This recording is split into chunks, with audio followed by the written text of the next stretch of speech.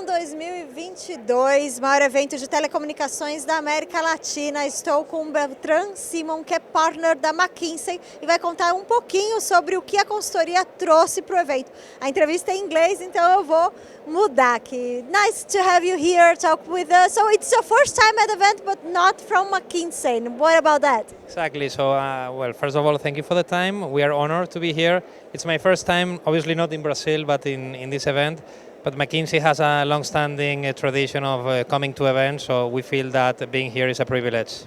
So you're not, McKinsey doesn't have a booth, so it's not showcasing anything, but you are on different panels. What kind of discussion did you bring to the event?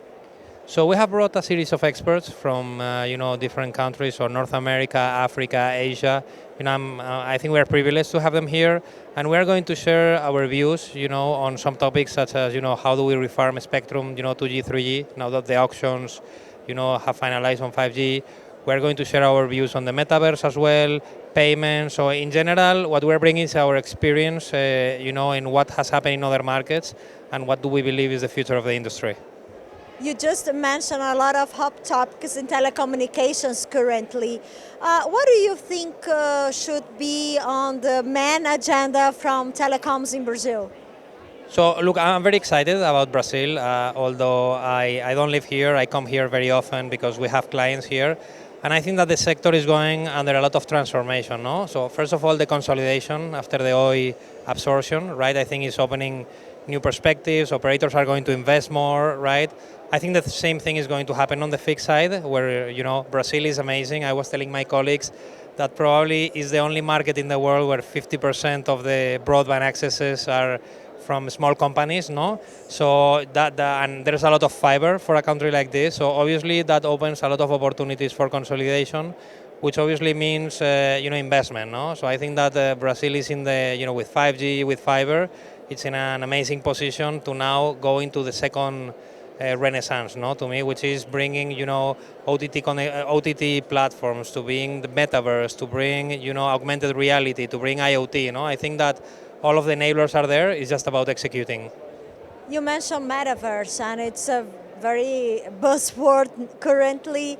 What can we expect? Is it to be a reality?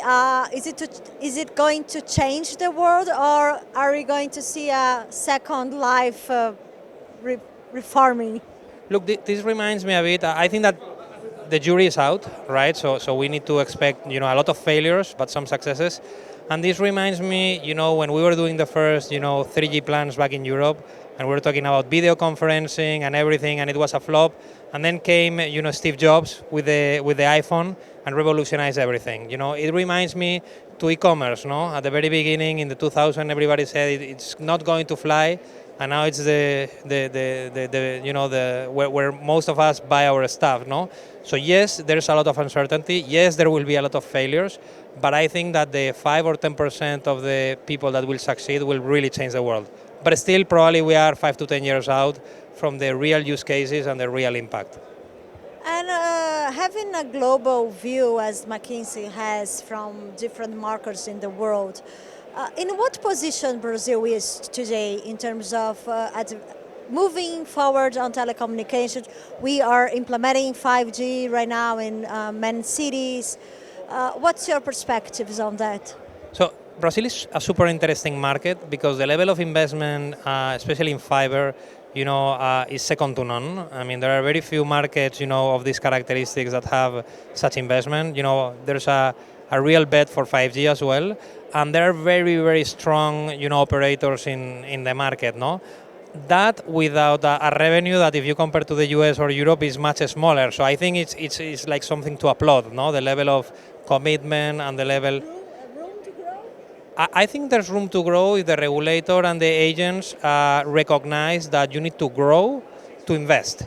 Okay, so I think that the operators have been extremely bold in investing. I think it's now time to monetize, right? So the regulator has a part to play, the consumer as well. Broadband is super cheap in Brazil compared to other markets, and I think that the consolidation of the market will help, having more decent return on investment, having more investment as well, and also creating a more healthy environment.